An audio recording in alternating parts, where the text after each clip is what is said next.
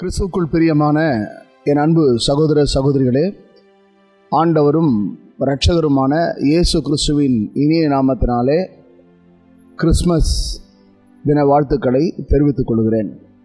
பிரியமானவர்களே, இன்றைய நாளிலே நாம் வேதத்திலிருந்து ஒரு வார்த்தையை தியானம் செய்வோம். யோவான் சுவிசேஷம்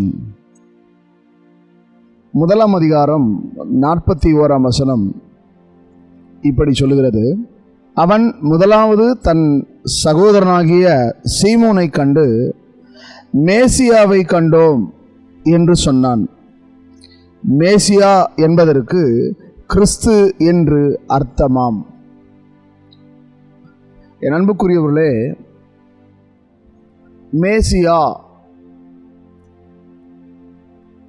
என்பதற்கு அபிஷேகம் பண்ணப்பட்டவர் அல்லது அபிஷேகம் பண்ணப்பட்ட ராஜா.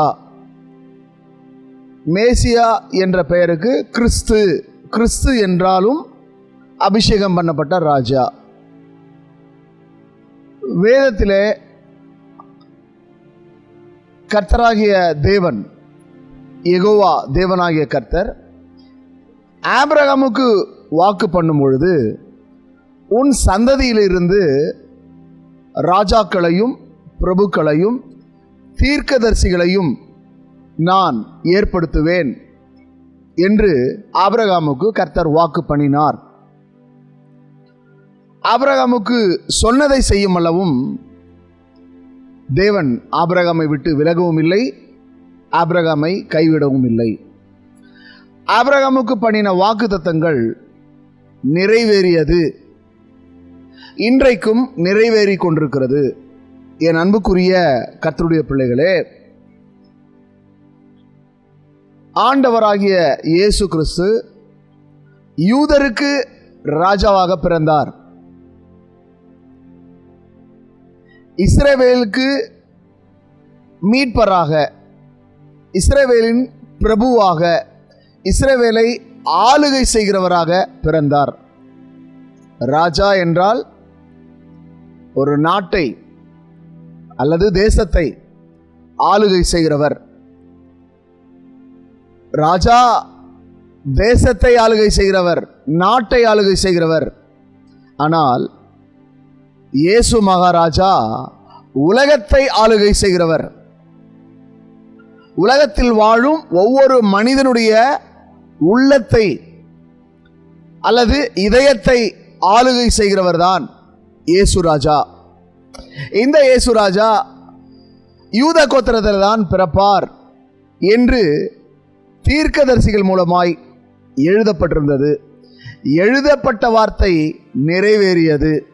என் அன்புக்குரிய சகோதரனே, சகோதரியே, இந்த உலகத்தை ஆளுவதற்கு, தேசங்களை ஆள்வதற்கு பல ராஜாக்கள், பல பிரபுகள், பல அதிபர்கள், பல ஆளுநர்கள் தேசத்தையும் உலகத்தையும் உலகத்தில் உள்ளவைகளையும் ஆளுகை செய்கிறார்கள். ஆனால் அண்ட சராஸ்திரங்களையும் ஆளுகை செய்கிறவர் தான் இயேசு மகாராஜா. ஆகவே இந்த இயேசு மகாராஜா யூத கோத்திரத்திலே பிறந்தார், யூதருக்கு ராஜாவாக பிறந்தார். யூதருக்கு ராஜாவாக பிறப்பார் என்று ஆகமங்களிலே எழுதப்பட்டிருந்தது, தீர்க்க தரிசன ஆகமங்களிலே எழுதப்பட்டிருந்தது. இந்த செய்தியை தான் சாஸ்திரிகள் கண்டறிந்து இந்த செய்திக்கு காரணமாக இருந்த நட்சத்திரத்தை கண்டு, அந்த நட்சத்திரத்தை பின்தொடர்ந்து ஏரோது ராஜாவினிடத்திலே போய், யூதருக்கு ராஜாவாக பிறந்திருக்கிறவர் எங்கே என்று போய் கேட்டார்கள். என் அன்புக்குரியவர்களே, ஏரோது கலங்கினான், எருசலேம் கலங்கினது. ஏனென்றால் ஏரோதுதான் ராஜாவாக இருக்கிறார். ராஜாவாக இருக்கிற குடும்பத்திலே ஒரு ராஜா பிறக்கவில்லை, யூத கோத்திரத்திலே ஒருவர் பிறந்திருக்கிறார் என்ற செய்தியை அவன் கேட்டபோது கலங்கினான். என் அன்புக்குரியவர்களே, இன்றைக்கு யூதருக்கு ராஜாவாக பிறந்திருக்கிறவர் எங்கே என்று கேள்விக்கே அவன் பயந்து நடுங்கினான், அவன் கலங்கினான், அவன் மனம் கலங்கினது. அந்த தேசம் கலங்கினது. ஆனால் என் அன்புக்குரியவர்களே, எழுதப்பட்ட வார்த்தையின்படி ஆண்டவராகிய இயேசு கிறிஸ்து பிறந்தார். ஏரோது கட்டளையிட்டான்.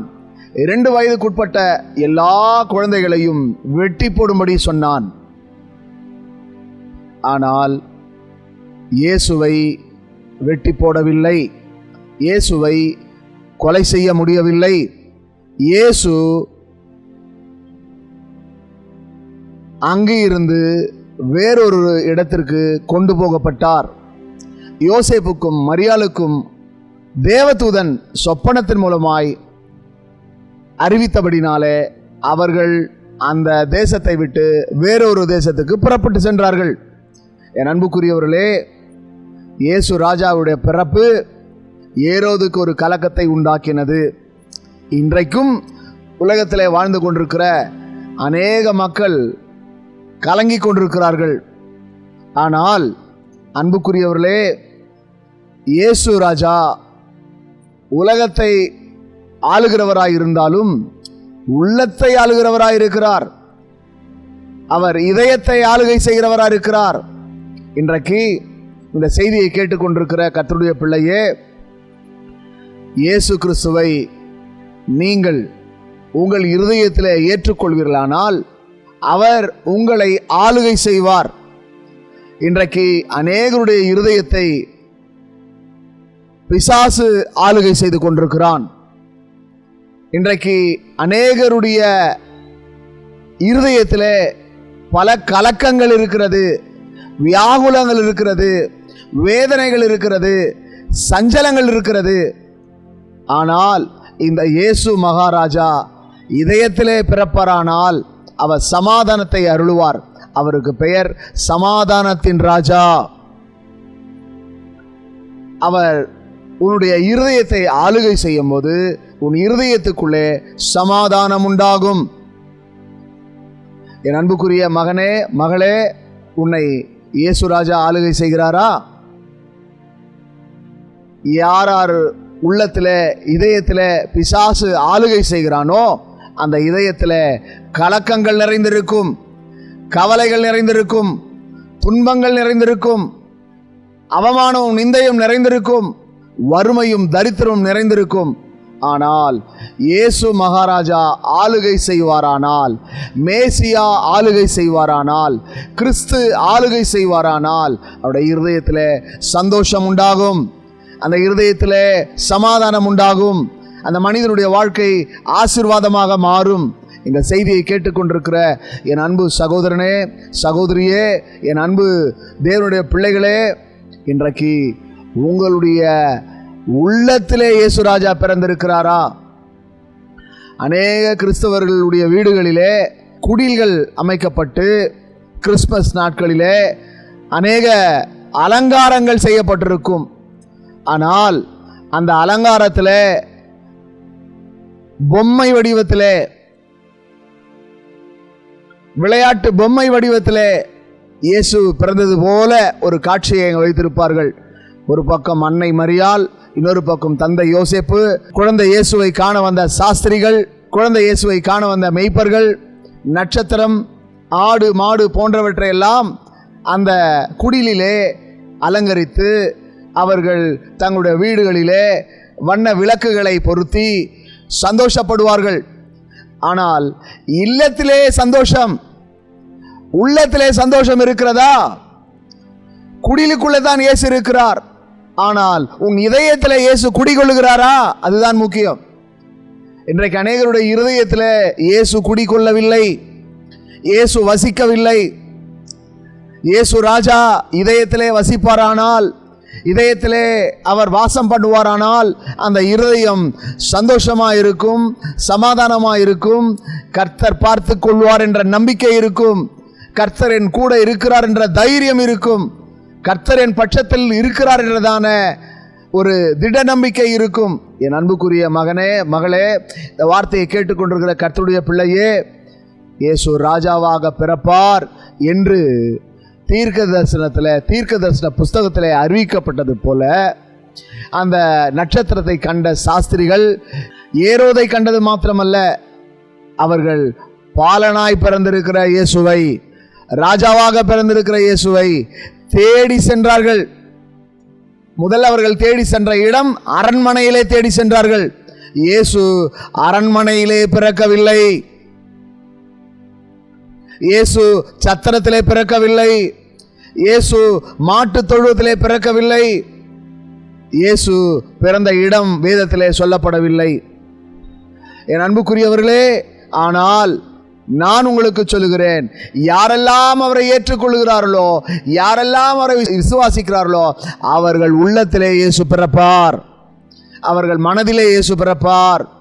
அப்போ இயேசு ஒவ்வொரு மனிதனுக்குள்ளே பிறக்கும்போது அந்த மனிதனுடைய வாழ்க்கை மகிழ்ச்சியாக மாறும், மங்களமாக மாறும், மகிமையாய் மாறும், சந்தோஷமாய் மாறும், சமாதானமாய் மாறும். இந்த வார்த்தையை கேட்டுக்கொண்டிருக்கிற கர்த்தருடைய பிள்ளைகளே, நீங்கள் சிந்திக்க வேண்டிய காரியம், இயேசு எனக்குள்ளே பிறந்திருக்கிறாரா? அதான் முக்கியம். இன்றைக்கு இயேசு உங்கள் வீட்டு குடிலிலே இருக்கலாம். உங்கள் குடும்ப வாழ்க்கையில இயேசு இருக்கிறாரா? உங்க உள்ளத்துல இயேசு இருக்கிறாரா? இல்லையே. குடும்பத்திலும் இல்லை, உள்ளத்திலும் இல்லை, இதயத்திலும் இயேசு இல்லை. இயேசு இல்லாத இடம் கிறிஸ்மஸ் இல்லை. இயேசு இருக்கிற இடம்தான் கிறிஸ்மஸ். இயேசு இருக்கிற இடம்தான் கிறிஸ்மஸ். இன்றைக்கு உனக்குள்ள இயேசு இருக்கிறாரா? எந்த மனிதனுக்குள்ள இயேசு இருக்கிறாரோ அவனுக்கு தான் கிறிஸ்மஸ், அவர்களுக்கு தான் கிறிஸ்மஸ், அவளுக்கு தான் கிறிஸ்மஸ். என் அன்புக்குரிய சகோதரனே, சகோதரியே, அன்பு தேவனுடைய பிள்ளைகளே, உனக்குள்ளே இயேசு இருப்பாரானால், இந்த இயேசு உன்னை ஆளுகை செய்வாரானால், இந்த இயேசு உன்னோடு கூட இருப்பாரானால், அவர் உனக்குள் வாழ்வாரானால் உனக்கு தான் கிறிஸ்மஸ். இயேசு ஏதோ ஒரு குழந்தை வடிவத்தில், இன்னும் அவர் குழந்தையா இல்லை. இயேசு பிறந்து வளர்ந்து இந்த பூமியிலே நமக்காக ஜீவனை தந்தார், மரித்தார், உயிர் தெழுந்தார், அவர் மீண்டும் வருவார் என்று விசுவாசிக்கிறோம். இன்றைக்கும் கூட மேசியா வருவார் என்று அநேகர் நம்பி இருக்கிறார்கள். அந்த மேசியா பிறந்தாச்சு. அந்த மேசியா பெத்லகேம் ஊரிலே பிறந்தார். மரியின் மடியிலே அவர் தவழ்ந்தார். இந்த மண்ணுலகிலே அவர் வாழ்ந்தார். இந்த மண்ணுலத்திலே அவர் நன்மை செய்கிறவராய் சுற்றித் திரிந்தார். அந்த இயேசு மேசியா, அந்த இயேசுதான் மேசியா, அந்த மேசியா தான் கிறிஸ்து, அந்த கிறிஸ்து தான் அபிஷேகம் பண்ணப்பட்ட ராஜா. அந்த ராஜா தான் யூதருக்கு ராஜாவாக பிறந்தார், யூத கோத்திரத்திலே பிறந்தார். இதை கேட்டுக்கொண்டிருக்கிற உன்னுடைய உள்ளத்திலே அவர் பிறந்திருக்கிறாரா? இன்றைக்கு அநேகருடைய உள்ளத்திலே இயேசு இல்லை. ராஜா இருக்கிற இடத்துல வெற்றி நிச்சயம், ராஜா இருக்கிற இடத்துல ஆசீர்வாதம் நிச்சயம், ராஜா இருக்கிற இடத்துல எல்லா விதமான வசதி வாய்ப்புகளும், எல்லா விதமான ஆசீர்வாதங்களும், எல்லாவித நன்மைகளும் உண்டாயிருக்கும். இன்றைக்கு உன்னை ஆளுகை செய்கிற ராஜா இயேசு ராஜாவாக இருந்தால் உன் வாழ்க்கை இகபர நன்மையினால் நிரப்பப்படும். உன் வாழ்க்கை மங்களகரமாயிருக்கும். உன் வாழ்க்கை மகிழ்ச்சியாக இருக்கும். உன் வாழ்க்கை இந்த பூமியிலே கீர்த்தியும் புகழ்ச்சியுமாயிருக்கும். இயேசு ராஜா உன்னை ஆளுகை செய்கிறாரா? இயேசு ராஜா உனக்குள் பிறந்திருக்கிறாரா? நீ மனம் திரும்பி இருக்கிறாயா? நீ ரட்சிக்கப்பட்டிருக்கிறாயா? நீ இயேசுவோடு வாழ்ந்து கொண்டிருக்கிறாயா? இயேசுவை மனம் திரும்பி ஒருவன் ஏற்றுக்கொண்டால் அவனுக்குள்ளே தான் இயேசு இருப்பார். மனம் திரும்பாத எந்த மனுஷனுக்குள்ளும் இயேசு இருக்க மாட்டார். ரட்சிக்கப்படாத எந்த மனிதனுக்குள்ளும் இயேசு இருக்க மாட்டார். ஒருவேளை அவர் புகைப்படத்தில் இருக்கலாம், அது உன்னுடைய நம்பிக்கையை நீ வைத்திருக்கலாம், புகைப்படத்தில் இருக்கிறது போல. அல்லது ஏதோ ஒரு உருவத்திலே நீ இயேசுவை காண்பிக்கலாம். ஆனால் உன் உள்ளத்திலே இயேசு இருக்கிறாரா? அதுதான் முக்கியம். மனம் திரும்பாத எந்த ஒரு மனிதனுடைய உள்ளத்திலும் இயேசு வாழ மாட்டார், இயேசு இருக்க மாட்டார். ஆகவே நீ மனம் திரும்பினால் உனக்குள்ளே இயேசு வருவார். நீ அவரை முழுமையாய் ஏற்றுக்கொள்வாயானால் உனக்குள்ளே இயேசு வருவார். நீ உண்மை பேசுவாயானால் உனக்குள்ளே இயேசு வருவார். நீ சாட்சியாய் வாழ்வாயானால் உனக்குள்ளே இயேசு மகிமைப்படுவார். இன்றைக்கு உனக்குள்ளே சாட்சி இல்லாத நிலையில நீ இருப்பாயானால் உனக்குள்ளே எப்படி இயேசு இருப்பார்? நீ மனம் திரும்பினதுக்கு அடையாளம் என்ன? சாட்சியுள்ள வாழ்க்கை அல்லவா? மனம் திரும்பி விட்டேன் என்று சொல்லிக் கொண்டிருக்கிறாய், ஆனால் எதிலிருந்து மனம் திரும்பி இருக்கிறாய்? எந்த காரியத்தை விட்டாய்? எதையும் விடவில்லையே.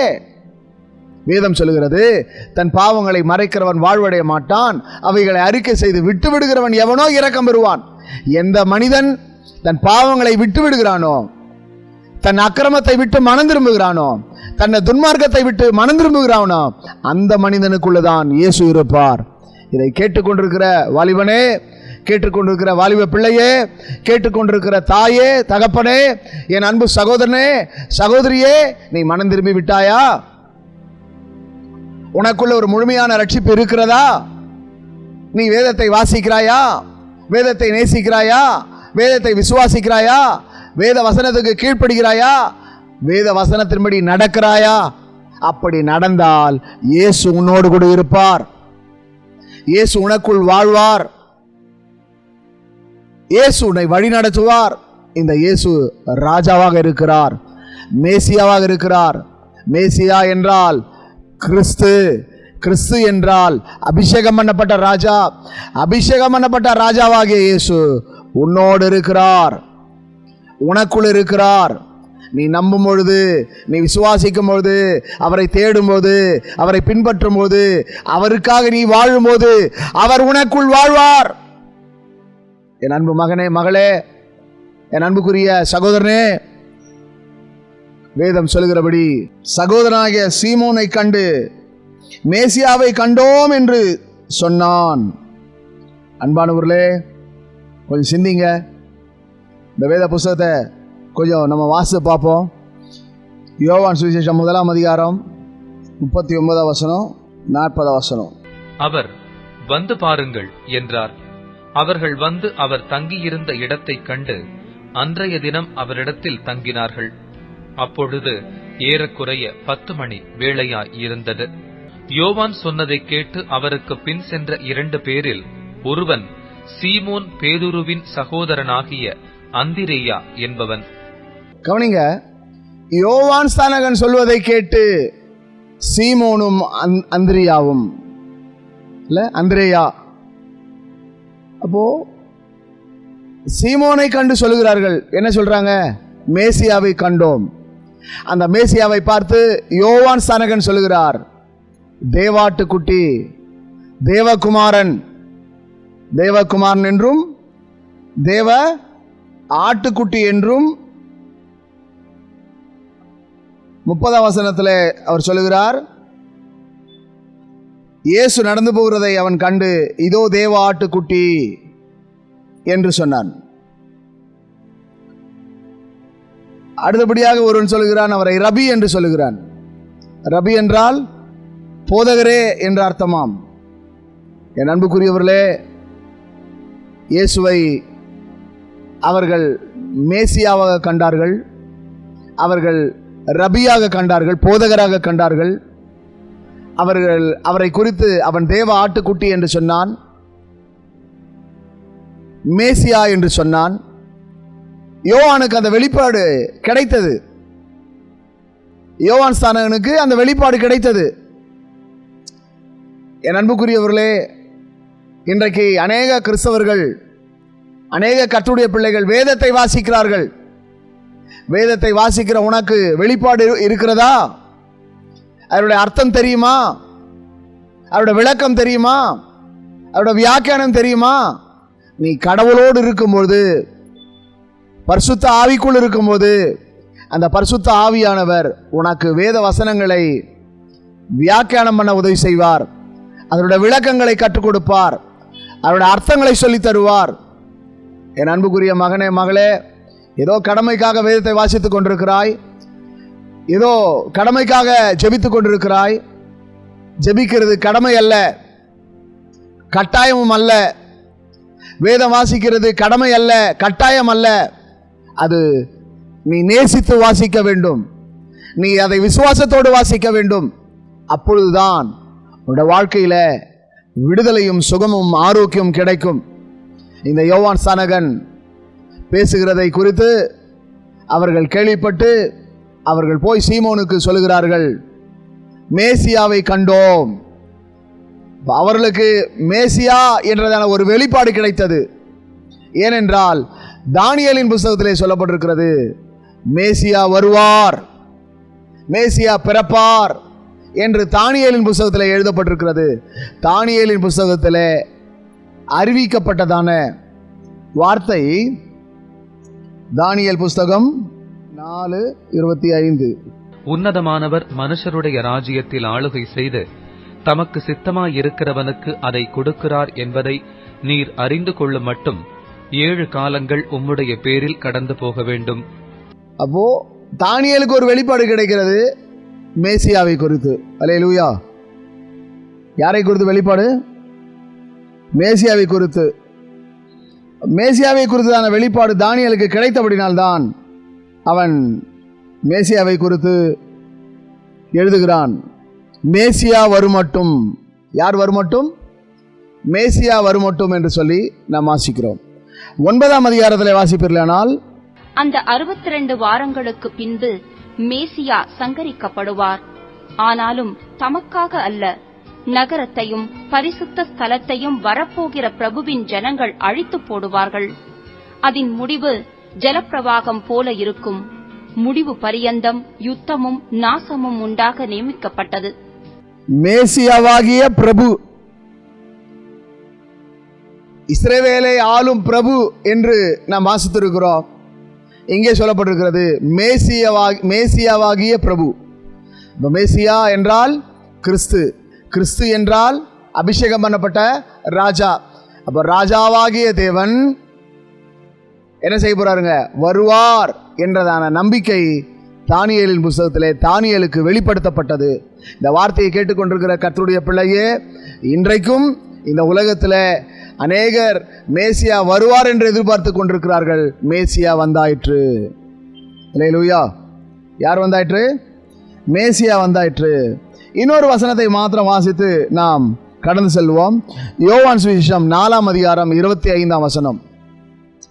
யோவான் 4:25. அந்த ஸ்திரீ அவரை நோக்கி, கிறிஸ்து எனப்படுகிற மேசியா வருகிறார் என்று அறிவேன். அவர் வரும்போது எல்லாவற்றையும் நமக்கு அறிவிப்பார். இந்த ஸ்திரீ யார் என்றால் ஒரு சமாரிய பெண். இந்த சமாரிய பெண்ணுக்கு கடவுள் ஒரு வெளிப்பாடை தருகிறார். அந்த வெளிப்பாடு என்ன அப்படின்னா, மேசியா வருவார் என்ற ஒரு வெளிப்பாடு. ஆமென். மேசியா வருவார் என்று வெளிப்பாடு. ஆனால் அதே சகோதரி, இவர் கிறிஸ்துதானா என்று வந்து பாருங்கள் என்று சொல்லி அநேகருக்கு போய் சொன்னாள். மேசியா என்பதற்கு கிறிஸ்து என்று சொல்லப்பட்டிருக்கிறது. அப்போ இந்த ஸ்திரீக்கு கர்த்தர் அவள் வாழ்க்கையில் இருக்கிற அத்தனை காரியங்களையும் சொன்னார். மேசியாவாகிய இயேசு அந்த சமாரியாசனுடைய வாழ்க்கையை என்னென்ன நடந்ததோ நடந்ததை எல்லாவற்றையும் சொன்னார். ஆமென். நடந்ததை சொன்னார். அவர் நடக்க போகிறதை சொல்லுகிறார். அவர் இப்பொழுது நடந்து கொண்டிருக்கிறதையும் சொல்லுகிறார். அல்லேலூயா. அவளை குறித்து மேசியா இயேசு சொல்லுகிறார். அவள் வாழ்க்கையில என்ன நடந்தது என்று சொன்னார், என்ன நடக்கிறது என்று சொன்னார், இனி என்ன நடக்க போவதும் என்பதை குறித்து அவர் சொல்கிறவராக இருக்கிறார். அல்லேலூயா. அந்த சமாரிய ஸ்திரீ இயேசுவை மேசியா என்று விசுவாசித்தாள். இயேசுதான் மேசியா என்பதை அவள் அறிந்து கொண்டாள். அதுபோல யோவான் ஸ்நானகனும் இயேசு கிறிஸ்து மேசியா என்று சொன்னான். சீமோனை கண்டு மற்ற சீஷர்கள் பேதுருவும் அந்திரேயாவும் சொன்ன வார்த்தை என்ன என்றால், மேசியாவை கண்டோம். அப்போ சீஷர்களுக்கு கூட ஆண்டவராக இயேசு தன்னை மேசியாவாக வெளிப்படுத்தினார். என் அன்புக்குரிய மகனே மகளே, மீன் பிடிக்கிற அந்திரேயாவுக்கும் பேதுருவுக்கும் சீமோன் பேதுருவுக்கும் இயேசு தன்னை வெளிப்படுத்துகிறார், அவர் மேசியா என்று. அல்லேலூயா. இந்த வார்த்தையை கேட்டுக்கொண்டிருக்கிற கர்த்தருடைய பிள்ளையே, மேசியா வந்தாயிற்று. மேசியா பிறந்தார். இந்த கிறிஸ்துமஸ் தினத்தில் கிறிஸ்து பிறந்தார், ரட்சகர் பிறந்தார், மீட்பர் பிறந்தார் என்று சொல்லிக் கொண்டிருக்கிறீங்களே, என் அன்புக்குரியவர்களே, மேசியா பிறந்து விட்டார் என்று நீங்கள் அறிந்து கொள்ளுங்கள். மேசியா பிறந்து விட்டார். அந்த மேசியா வருவார், இந்த பூமியை நியாயந்தீர்க்க வருவார், இந்த பூமியை ஆளுகை செய்ய வருவார். அண்ட சராசரங்களை ஆளுகை செய்கிறவர் மீண்டுமாய் வருவார். அவர் மேசியாவாக வருவார். அதைத்தான் அநேக இஸ்லாமியர்களும் மேசியா வருவார் என்று நம்பிக்கொண்டிருக்கிறார்கள். அநேக ரிஷிகளும் முனிவர்களும் மடாதிபதிகளும் ஆதீனமும் இயேசு வருவார், மேசியா வருவார், அவர் மேசியாவாக வருவார், மேசியா வருவார் என்று எல்லோரும் எதிர்பார்த்து கொண்டிருக்கிறார்கள். பண்டிகையை கொண்டாடுகிற கிறிஸ்தவர்களே, பண்டிகையை குறித்து சந்தோஷப்படுகிற கிறிஸ்தவர்களே, மேசியா வரப்போகிறார். அவர் இந்த பூமியை நியாயந்தீர்க்க போகிறார். அவர் உன்னை கணக்கு கேட்பார். இந்த பூமியில் நீ எப்படி வாழ்ந்து கொண்டிருக்கிறாய் என்பதை குறித்து அவர் உன்னை விசாரிக்க போகிறார். அவருடைய விசாரிப்பு நாட்கள் சீக்கிரமாய் வருகிறது. மேசியா வரப்போகிறார். முதல் முறையாக அவர் இரட்சகராய் வந்தார். இந்த முறை அவர் நியாயாதிபதியாய் வரப்போகிறார். இதற்கிடையிலே ரகசிய வருகை இருக்கும். இயேசு மணவாளனாக வருவார். மணவாட்டியாகிய தம்முடைய திருச்சபையை மனம் திரும்பி ரட்சிக்கப்பட்ட இயேசுவின் வருகைக்காய் காத்துக் கொண்டிருக்கிறவர்களை மாத்திரம் அழைத்து கொண்டு போவார். மற்றவர்கள் இந்த பூமியிலே வாழ்கிற அனைத்து மக்களையும் நியாயந்தீர்க்கும்படியாக மேசியாவாக, நியாயாதிபதியாக இயேசு சீக்கிரமாய் வரப்போகிறார். அன்பானவர்களே, பண்டிகைக்கு ஆயத்தப்படுகிறவர்களே, ஆண்டவராகிய இயேசுவின் வருகைக்கு ஆயத்தப்படுங்கள். மேசியாவாகிய நியாயாதிபதியினுடைய வருகைக்கு ஆயத்தப்படுங்கள். இனி காலம் செல்லாது, இனி நேரமில்லை, இனி சமயமில்லை. நாம் கேட்டுக்கொண்டிருக்கிறோம், நாட்டுக்கு நாடுகள் யுத்தங்கள் நடந்து கொண்டிருக்கிறது. அநேக குடும்பங்களிலே சந்தோஷம் இல்லை, சமாதானம் இல்லை, நிம்மதி இல்லை. வீட்டுக்கு வீடு பிரச்சனை நிறைந்து காணப்படுகிறது. என் அன்புக்குரியவர்களே, பூமி எதிர்ச்சியை காண்கிறோம். இந்த பூமியிலே அநேக விதமான கொள்ளை நோய்களை பார்க்கிறோம். அநேக விதமான சம்பவங்கள் நடந்து கொண்டிருக்கிறது. மத்திய 24ஆம் அதிகாரத்திலே சொல்லப்பட்ட வார்த்தைகள் எல்லாம் நிறைவேறி கொண்டிருக்கிறது. இதற்கு காரணம் என்ன? மேசியா வரப்போகிறார், நியாயாதிபதி இயேசு வரப்போகிறார். கிறிஸ்துமஸ் பண்டிகையை கொண்டாடுகிற கர்த்தருடைய பிள்ளைகளே, கிறிஸ்தவர்களே, தேவ பிள்ளைகளே, வருகைக்கு ஆயத்தப்படுங்கள். பண்டிகைக்கு ஆயத்தப்படுகிற நீங்கள் வருகைக்கு ஆயத்தப்படுங்கள். இயேசு வரப்போகிறார், உங்களை அழைத்து செல்ல போகிறார். ஆயத்தப்படுங்கள். இந்த பூமியை நியாயந்தீர்க்க வரப்போகிறார். நீங்கள் தேவனுக்கு பயந்து வாழுங்கள், தேவனிடத்தில் பக்தியாய் வாழுங்கள், தேவனுக்கு பரிசுத்தமாய் வாழுங்கள், தேவனுக்கு சாட்சியாய் வாழுங்கள், இந்த உலக ஜனங்களுக்கு முன்மாதிரியாய் வாழுங்கள். இயேசு வரப்போகிறார், நியாயந்தீர்க்க போகிறார். என் அன்பு சகோதரனே, சகோதரியே, சிறப்பான ஆயத்தங்களை செய்து கொண்டிருக்கிறாய். ஆனால் உன் ஆத்துமா தேவனுடைய ராஜ்யத்துக்கு போக வேண்டும். உன்னுடைய ஆத்துமா மணவாளனுடைய வருகையிலே செல்ல வேண்டும். நீ ஆயத்தமா இருக்கிறாயா? உன் தேவனை சந்திக்க நீ ஆயத்தமா? இயேசு வருகிறார், மேசியா வருகிறார், நியாயாதிபதியாய் வருகிறார். முதலாவது மேசியா இரட்சகராய் வந்தார். இப்பொழுது மேசியா ரகசிய வருகையிலே மணவாளனாகவும் பகிங்கரமான வருகையிலே அவர் நீதியுள்ள நியாயாதிபதியாய் வரப்போகிறார், ராஜாதி ராஜாவாக வரப்போகிறார். ஆயத்தப்படு, இனி காலம் செல்லாது. என் அன்புக்குரியவர்களே, நாம் ஜெபம் செய்வோம், கர்த்தரை நோக்கி பார்ப்போம். வானத்துக்கும் பூமிக்கும் தேவனாகிய கர்த்தாவே, இந்த நல்ல நாளிலே உலகமெங்கும் இந்த கிறிஸ்துமஸ் பண்டிகை கொண்டாடுகிறது. ஒருவேளை இந்த பண்டிகையில் நீர் வருவீரானால், உம்முடைய ஆண்டவரே ரகசிய வருகை இருக்குமானால் எத்தனை பேர் எடுத்துக்கொள்ளப்படுவார்கள் என்று தெரியாது. ஆனால் ஆயத்தம் உள்ளவரை நீர் எடுத்துக்கொள்வீர், அது நிச்சயம், அதில் மாற்றமில்லை. இரண்டாம் வருகை வரும், அதிலே நீர் மேசியாவாக, ராஜாதி ராஜாவாக, பூமியை நியாயந்திருக்கிறவராய் வரப்போகிறீர். ஆகவே ஜனங்கள் பரிசுத்தப்பட, பக்தியுள்ளவர்களாய் வாழ, தேவனுக்கு பயந்து வாழ, தேவனுக்கு பிரியமாய் வாழ, மேசியாவுடைய நியாய தீர்ப்புக்கு கணக்கு கொடுக்க முடியாய் ஒவ்வொருவரும் ஆயத்தப்பட கிருபை செய்யுங்க. இந்த வார்த்தையை கேட்டுக்கொண்டிருக்கிற, இன்னும் மனம் திரும்பாத, குணப்படாத, ரட்சிக்கப்படாத இருக்கிற ஒவ்வொருடைய வாழ்க்கையில மேசியாவாகிய இயேசு ஆளுகை செய்வீராக.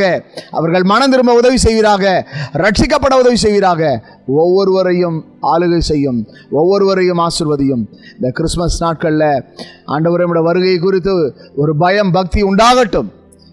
பண்டிகையை ஆசரிக்கிற ஜனங்கள் ஆண்டவரே தங்களை ஆயத்தப்படுத்திக் கொள்ள, தங்களை பரிசுத்தப்படுத்திக் கொள்ள கர்த்தர் உதவி செய்யும். இந்த வார்த்தையை கேட்டுக்கொண்டிருக்கிற ஒவ்வொருடைய வாழ்க்கையில மாற்றங்கள் உண்டாகட்டும், மகிழ்ச்சி உண்டாகட்டும், மங்களம் உண்டாகட்டும், ஆயத்தம் உண்டாகட்டும். இயேசுவின் நாமத்தில் பிதாவே, ஆமென். கர்த்தர் தாமே உங்கள் ஒவ்வொருவரையும் ஆசீர்வதிப்பாராக. கர்த்தர் உங்களோடு இருப்பாராக. Wish you happy Christmas. God bless you all.